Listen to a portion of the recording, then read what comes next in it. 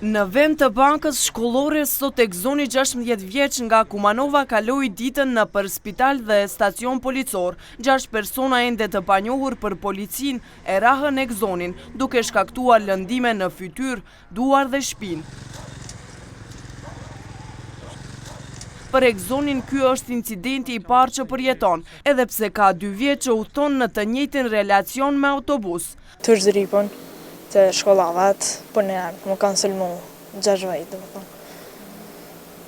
kanë sejlë me buksa, me shkelë, të pak, po, jam më fikson. Së është edhe gjendja mirë. Më intereson, nesër me qëka do të shkosh në shkollë? Besoj se me kërë, me babin. Baba i egzon Ajdinit, Ismeti, është i frikësuar për sigurinë e djalit të tij dhe fton organet e rendit që t'i gjenë sulmuesit. Këtë ndjenje ka me që i biri ka rrëfyer se ata që e rahën edhe e kanë kërcënuar. I kanë thonë se ti më në shkollë nuk do të vish. Do më thonë ato, janë pak si të organizuar në këtë mënyrë, po në të shofmi, tash mendimin e policisë, do të fitojmë atë sigurimin e nxënësve. Janë ftuar me dëshmitarët, kjo është procedurë e policisë, si zakonisht aty, po.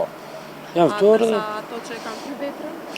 Ato sot kanë hik për policisë, se policia ishte në orat 6:40 mbrëmje, kur autobusi qarkullon për Kumanov, ato nuk ishin. Po ato janë të lajmëruar dhe nuk kanë ku të shkojnë.